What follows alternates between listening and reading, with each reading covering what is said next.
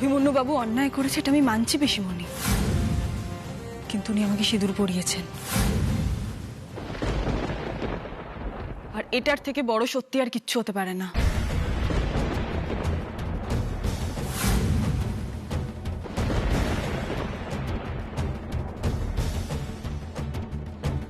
হ্যাঁ, আমি জানি আপনারা হয়তো ভাবছেন আমি সবকিছু আগে থেকেই জানতাম, আমিই দোষী, আর সেটাই খুব স্বাভাবিক। কিন্তু বিশ্বাস করুন, আমি সত্যিই কিছু জানতাম না। উনি আমাকে প্রশ্ন করেছিলেন আমি ওনাকে ভরসা করি কিনা। সেটা আমি করি। উনি আমার বিশ্বাস, ভরসা, শ্রদ্ধা এগুলো অর্জন করেছেন।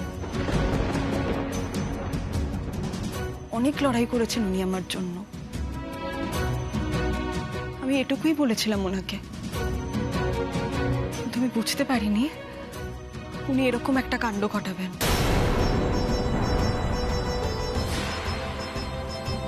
হ্যাঁ, আমি মানছি এই পরিবারের বউ হওয়ার যোগ্যতা নেই আমার। আমি গরিব, খুব সাধারণ। বড়ি বিক্রি করে সংসার চালাই আমরা। কি করে বুঝবো বলুন তো, এরকম একটা ছাপোষা সাধারণ মেয়েকে অভিমন্যু বাবু নিজের স্ত্রীর মর্যাদা দেবেন?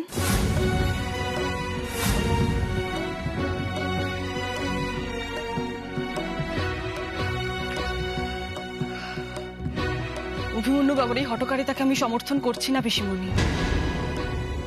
আমি নিজেও মানি উনি অন্যায় করেছেন, কিন্তু তার দাম আমি সিঁদুর মুছে দেব না।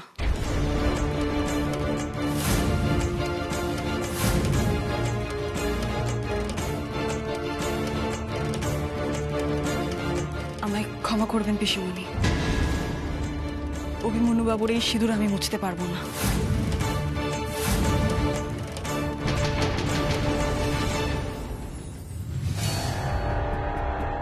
ছোটকা, হ্যাঁ বলছিলাম প্রেসের তো অনেক লোকজন আছে, তুমি সবাইকে বলো খেয়ে নিতে। এখন মানে এর মধ্যে প্রেসের লোকজনকে বলবো খেয়ে নিতে? তাতে প্রবলেমটা কোথায়? ওনারা অনেকক্ষণ এসছেন, নিশ্চয়ই ওনাদের খিদে পেয়েছে, খেয়ে নিতে বলবো। না মানে পরিস্থিতিটা জটিল হচ্ছে তো, যত সময় যাচ্ছে বাইরে প্রেসের গাড়ি তত বাড়ছে। খবরের চ্যানেল থেকে নিউজ মিডিয়া সবাই এই খবরটা দেখাচ্ছে। মানে সব জায়গায় তো খবরটা দেখাচ্ছে যে তুই আলিয়াকে বিয়ে না করে উমাকে সিঁদুরটা পরিয়েছিস। মানে এটা সব জায়গায় দেখানো হচ্ছে অভি, চারিদিকে একটা আলোড়ন পড়ে গেছে। যতই হোক এটা তো মানতে হবে যে আমরা একটা এমবারাস সিচুয়েশনের মধ্যে পড়ে গেছি, তাই না? সেটা কি ও বোঝে? বোঝে? বুঝলে কি কাণ্ড ঘটাতো?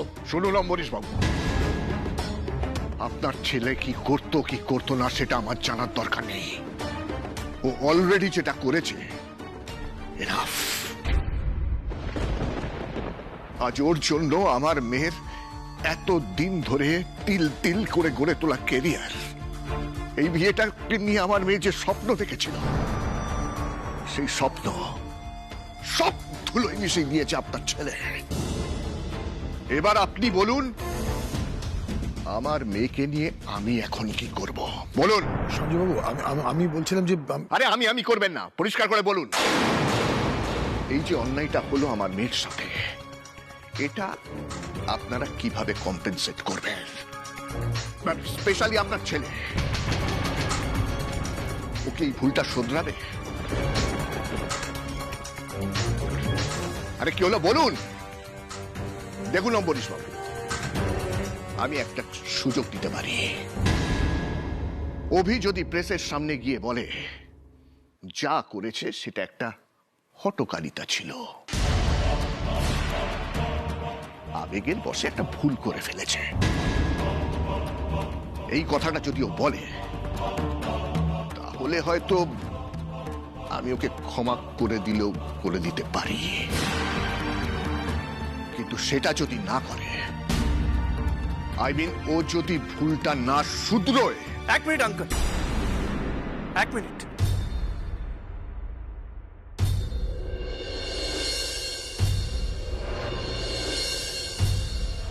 কি বলতে চাইছেন আপনি? আমি ঠিক বুঝতে পারলাম না। আমি যা করেছি তার জন্য আপনি আমার ফ্যামিলিকে থ্রেট করছেন?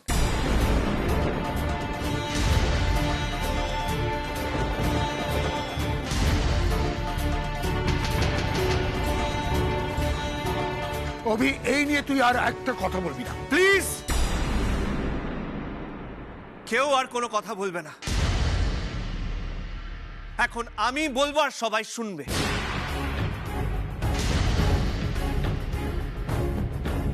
আঙ্কেল পলিটিশিয়ান, আঙ্কেলের কাছে অনেক টাকা, তাই ভেবেছেন উনি যা বলবেন সেটা আমাদের শুনতে হবে। কি তাই তো? এটাই আপনার থ্রেট দেওয়ার কারণ, তাই তো? কিন্তু আঙ্কেল, আপনাকে না কয়েকটা কথা ভীষণ পরিষ্কার করে আমি বলে দিই। এইসব বিজনেস ডিল আপনার, সেগুলো মিস্টার অম্বরীশ আচার্যর সাথে, আমার সাথে না। Please please get that in mind.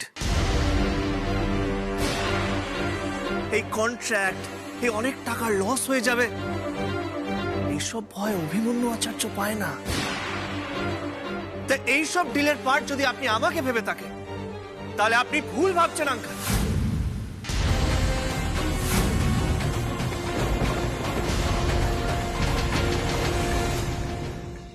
খুব স্বাভাবিক।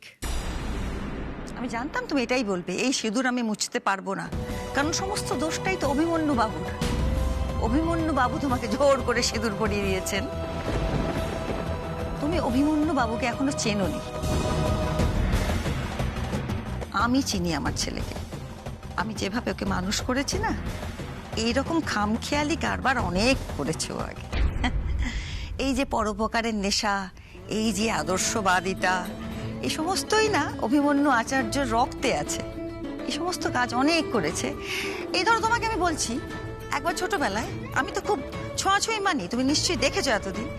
আমি একদম রাজি ছিলাম না, তা সত্ত্বেও রাস্তায় একটা কুকুর ছানাকে দেখে ওর ভারী কষ্ট হয়েছিল। মনে হয়েছিল আহারে বেচারা ঠান্ডা এই শীতের রাতে কষ্ট পাচ্ছে, বাড়ি নিয়ে চলে এসেছিল। খুশিও ছিল, আদর দিয়েছিল, খাইয়েছিল। কিছুদিন বাদে আবার ভুলেও গেল, জানো তো। এইরকমই খামখেয়ালি আমার ছেলে। এবার ধরো তোমাকে কোনোদিন বললো, জানেন উমা দেবী, আমি না ভুল করে সিঁদুরটা পরিয়ে ফেলেছিলাম, আবেগের বশে, হঠকারী সিদ্ধান্ত। আমি তো আপনাকে ভালোবাসতেই পারিনি, মানে ভালোবাসবো কি করে? আমি তো আপনার সঙ্গে মানে সেরকম ভাবে মিশিয়ে আপনাকে জানি না, চিনি না। তখন তুমি কি করবে? এই যে জলটা পড়ে গেল না, এরকম তোমার এই যে বুনে রাখা আশা স্বপ্ন, তার উপরে জল পড়ে যাবে। তাই আমি বলছি, শোনো, আমার তো অনেক অভিজ্ঞতা, বয়স হয়েছে যথেষ্ট। আমি বলছি তুমি আগে থেকেই বিদায় হও। আশা করো না, আশা ভঙ্গও হবে না। ক্ষমা করবেন পিসিমণি, আমার মা আমাদের ছোটবেলা থেকেই শিখিয়েছে কারোর থেকে কিছু আশা না করতে। আমরাও সবাই সেই শিক্ষাতেই বড় হয়েছি। তাই এই সিঁদুরের থেকে আমার কোনো আশা আকাঙ্ক্ষা কিছুই নেই। আমি শুধু এই সিঁদুরের সম্মান দিতে চাই। এই সিঁদুর আমি মুছতে পারবো না, কিন্তু তার মানে এটা নয় যে আমাকে এই বাড়িতেই পড়ে থাকতে হবে। আমি চলে যেতে পারি, বরং আমার সেটাই করা উচিত। কোন মুখে গিয়ে দাঁড়াবো আপনাদের বাড়ির দোরগোড়ায়? আমি চলে যাব পিসিমণি, কিন্তু এই সিঁদুর আমি মুছবো না। এই বাজে কথা বলবে না। অনেক বাজে কথা শুনেছি তোমার। এই বড় বড় বুলি ফোটানো না সহজ। সিঁদুরের সম্মান করব, আবার চলেও যাব। তার মানে তুমি বলতে চাইছো তুমি অভির বউ হওয়ার জায়গাটি ছাড়বে না, কিন্তু বাড়ি থেকে চলে যাবে। কি লাভ? তাহলে বাড়িতেই থাকো। তুমি বন্ধনটি রেখে দিচ্ছ যাতে তোমাকে পরে আবার ফেরত নিয়ে আসা যায়। ওসব চালাকি আমার সঙ্গে করতে এসো না। আমি প্রথম দিনই বুঝেছিলাম তুমি অত্যন্ত চালাক এবং ধুরন্ধর। না না, আপনি আমাদের ভুল বুঝছেন।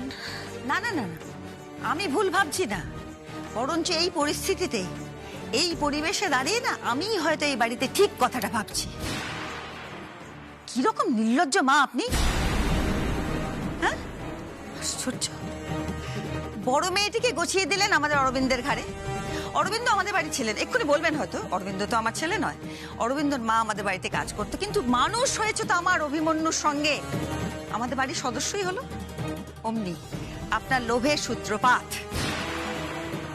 আপনি ভাবলেন বড় মেয়ের তো একটা হিল্লে হয়ে গেল, আচার্য বাড়িতে ঢুকে পড়লো, আরেকটু হাত বাড়াই, আরেকটু দেখা যাক। অমনি আপনার সামনে দেবদূতের মতন এসে দাঁড়িয়ে পড়লো আমার বোকা সরল সিধে সাদা ছেলেটি, হ্যাঁ, যে আদর্শবাদী, বিশ্বাস করে যে পরোপকার করা উচিত। আপনি তো ভাবলেন ভালো তো, একেই ধরা যাক, মেজো মেয়েটিকে এবার গোছিয়ে দেওয়া যাক। ছোট মেয়েটির জন্য ভেবে রেখে ভাগ্যিস আমার আর কোনো ছেলে নেই। কেন কেন কেন বলছি কেন? টাকা, টাকা না, খুব টাকার লোভ আপনাদের। খেসারত দিয়ে দিতে রাজি আছি, এই সিঁদুর তুলে ফেলুন। আমি চাই না আমার ছেলের সারাটা জীবন নষ্ট হোক। কি চাই আপনাদের বলুন, আমার দাদা আপনাদের সমস্ত কিছু দিয়ে ভরিয়ে দেবে, শুধু রেহাই দিন আমার ছেলেটাকে এই মেয়ের হাত থেকে। এই মেয়ে, তুমি একটা কথা বলতে পারছো না? এত তো বলি তোমার মুখে। তোমার মাকে বলো যে তুমি রাজি আছো, যে তুমি এই বিয়ে মানছো না, ভুলে যাবে তুমি। অভি কোনোদিন তোমাকে ভুল করে সিঁদুর পরিয়েছিল, তুমি চলে যাবে, ওর জীবন থেকে দূরে চলে যাবে। অনেক যথেষ্ট, তুমি যা চাও তাই দেয়া হবে। একবারটি বলো শুধু, বিদেয় হও না তুমি আমার অভির জীবন থেকে। বিদেয় হব পিসিমণি, কিন্তু টাকা নিয়ে নয়। I am really sorry uncle. আপনি নিশ্চয়ই ভেবেছিলেন এইসব ভয় টয় পাইয়ে অভিমন্যু আচার্যকে কিনে নেওয়া যাবে, কিন্তু আঙ্কেল এইবার আপনি একটু ভুল করে ফেললেন। আমি অম্বরীশ আচার্যর ছেলে হতে পারি, কিন্তু ব্রহ্মপদ আচার্য আমার পুরো দাদু। উনি ব্রিটিশদের বিরুদ্ধে লড়াই করেছিলেন, ক্ষমতার কাছে কখনো মাথা নত করেননি। আমিও তো সেই আদর্শেই দীক্ষিত আঙ্কেল, তাই আমাকে কেনা এতটা সহজ হবে না। অভি চুপ কর, চুপ কর তুই। না বাবা, আমি চুপ করে থাকতে পারবো না, চুপ করে থাকতে পারবো না। সবার সামনে অনেক কটু কথা বললাম, এবার বাকিটাও বলে দিই। তোমরা সবাই ক্ষমতার আস্ফালন দেখাতে চাইছো, তাই তো? দেখাও, দেখাও তোমরা, কিন্তু তোমরা এটা কেন বুঝতে পারছো না? এই টাকা পয়সা, ইনফ্লুয়েন্স, পাওয়ার আসলে ইউজলেস। আসল তো হলো সম্পর্কের উপর ভরসা। এই ক্ষমতা দিয়ে বিশ্বাস, ভরসা জোর করে তৈরি করা যায়। আমি অন্তত এই ক্ষমতার থ্রেট শুনে আলিয়াকে কোনোদিনও ভালোবাসতে পারবো না আঙ্কেল।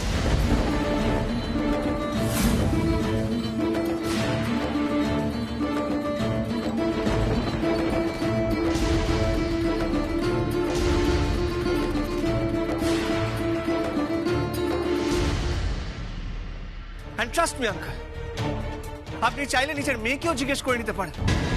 এই কথাটা আমি ওকে কতবার বলেছি, ওকে আমি বুঝিয়েছি যে না, এই বিয়েটা করিস না, এই বিয়েটা করলে আমরা কোনোদিনও খুশি থাকবো না। কিন্তু না, আপনার মেয়ে তো শুনবে না, ও জেদি, ও আমাকে শুধুমাত্র নিজের ইগো স্যাটিসফাই করার জন্য এই বিয়েটা করতে চায়।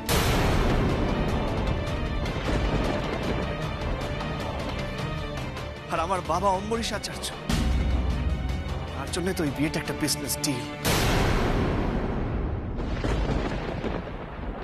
আচ্ছা, খুব যে এখানে দাঁড়িয়ে দাঁড়িয়ে বড় বড় কথা বলছো অভি। কোনোদিন খোলসা করে তুমি আমাদেরকে বলেছো যে তুমি আলিয়া নয়, আলিয়ার অ্যাসিস্ট্যান্ট ওই মেয়েটাকে বিয়ে করতে চাও? বলেছো কোনোদিন? আমরা গরিব, খেটে খাওয়া মানুষ, জন্মের পর থেকেই আমরা লড়াই করতে শিখে যাই। তাই টাকার লোভ আমাদের নেই।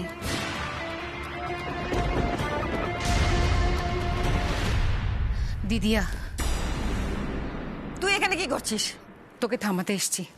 ওখানে সবাই অস্থির অস্থির করছে। দিদিয়া, তুই চল এখান থেকে। এভাবে সিঁদুর তুলতে যাস না, এতে কিন্তু হিতে বিপরীত হবে। এই তুই এখান থেকে যাবি? আমি বলছি শোন, সবাই ভেতরে আছে, তুই চল আমার সঙ্গে, ভেতরে গিয়ে সবার সাথে কথা বল। এভাবে হুট করে জোর জবরদস্তি কোনো সিদ্ধান্ত নিস না।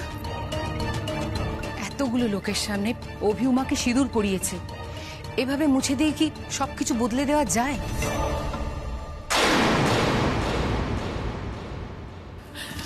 আপনার কাছে হাত জোর করছি দিদি, আপনি আমার মেয়ের জীবনটা এভাবে নষ্ট করে দেবেন না, এভাবে শেষ করে দেবেন না।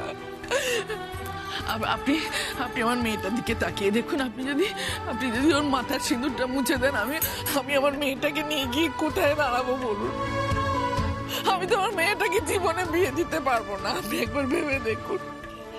আমরা আত্মীয় পরিজন পাড়া প্রতিবেশী সবাই ছিছি করবে, আমার কোথাও দাঁড়াবার জায়গা থাকবে না। আপনি দয়া করে এই মান সম্মানটুকু আমার রক্ষা করুন, আমার মেয়েটার মান সম্মান রক্ষা করুন। আপনি দয়া করুন দিদি। মা, তুমি এইভাবে কেন কথা বলছো মা? পিসিমণির আমার প্রতি রাগ হওয়া, ক্ষোভ হওয়াটা তো খুব স্বাভাবিক। এখানে যদি কেউ অন্যায় করে থাকে তাহলে সেটা অভিমন্যু বাবু।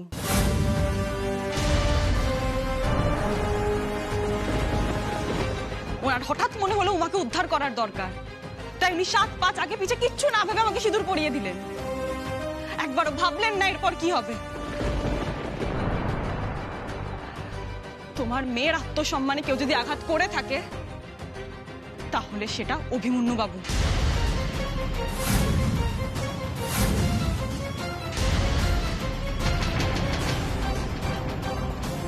আমার ক্রিকেট খেলাকে বাঁচাতে গিয়ে উনি সবার সামনে আমাকে সিঁদুর পরিয়ে দিলেন, সবার সামনে উমাকে হাসির খোরাক বানালেন। মা, একবারও ভাবলেন না উমার কি হবে এরপর? কে ওকে কি চোখে দেখবে একবারও ভাবলেন না উনি? প্রথমত তুমি আমার ছেলের নামে আর একটা কথা বলবে না। এখানে দাঁড়িয়ে থাকবে, কিন্তু আমার ছেলের সম্বন্ধে একটা কথা আর ওখানে তুমি বললে না কেন এইসব কথাগুলো? এইখানে চুপি চুপি আমাকে কেন বলছো? বলতাম পিসিমণি, আমার এই সবটা বুঝতে না অনেকটা সময় লেগে গেল। আসলে কি বলুন তো, এই বড় লোক ছেলেদের খামখেয়ালির সাথে আমি ঠিক অভ্যস্ত নই। আমার এটা বুঝতে অনেকটা সময় লেগে গেল। আমার জীবনটা উনি পাল্টে দিয়েছেন। না না, বরং বলা ভালো, আমার জীবনটা উনি শেষ করে দিয়েছেন।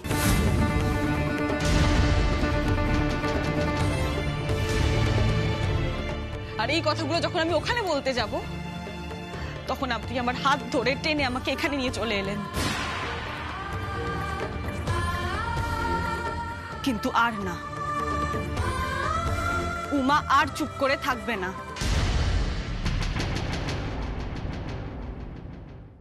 এবার আমি অভিমন্যু বাবুর মুখোমুখি হব।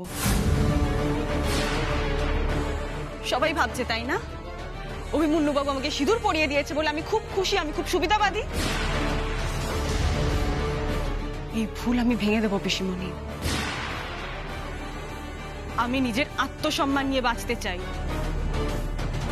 যুগে কোনো বড়লোক বাড়ির বউ হয়ে নয়।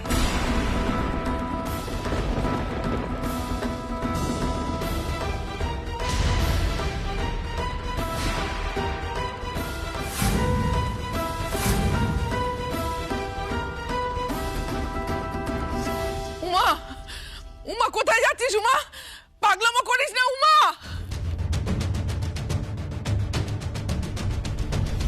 কি দেখছিস হাঁ করে? দেখলি তো কেন ফোঁস করে উঠলো? যে মেয়ে আলিয়ার 5 মাস কাটতে এসেছিল, আজকে দাঁড়িয়ে অভিমন্যুর বউ হওয়ার জায়গাটুকু ছাড়তে রাজি নয়, সে মেয়ে কিন্তু সাংঘাতিক। আমি বলে দিচ্ছি তোকে, শোন, ও একদিন ছোবল মারবেই। সে তো সংসার না করলে বোঝা দায় হবে, তাই না দিদিয়া? কে সংসার করতে দিচ্ছে রে ওকে? সংসার না করলে বোঝা দায় হবে। দেখি ও কি করে সংসার করে। আর অভিমন্যু যদি আমার কথা না শোনে তাহলে আমার মরা মুখ দেখবে। উমা, তুমি আমার সঙ্গে লড়াইয়ে নেমেছ, ভুল করেছো। আমিও দেখে নেব কিভাবে এ বাড়িতে থাকো। দিদিয়া, আলিয়া যখন তোমার কাছে এতটাই অপছন্দের আর তলে তলে ঠিক করে রেখেছো যে ওই মেয়েটাকেই তুমি বিয়ে করবে, তাহলে সেটা এতদিন আমাদেরকে পরিষ্কার করে বলনি কেন তুমি? আপনি ভুল বুঝছেন আঙ্কেল। এই বিয়েটা প্রি প্ল্যান ছিল না। আমার উমাকে বিয়ে করাটা একটা অ্যাক্সিডেন্ট বলতে পারেন। একটা ক্রাইসিস সামলানোর জন্য আমার মনে হচ্ছে এই বিয়েটাই একমাত্র পথ। এই পথে হাঁটলেই হয়তো উমার ক্যারিয়ার, উমার সম্মান, এমনকি উমার জীবনটা আমি বাঁচাতে পারবো। আমার সম্মান বাঁচাতে গিয়ে আজ আপনি সবার সামনে যে কাণ্ডটা ঘটালেন, তাতে আদপে আমি সবার সামনে অনেক ছোট হয়ে গেলাম অভিমন্যু বাবু।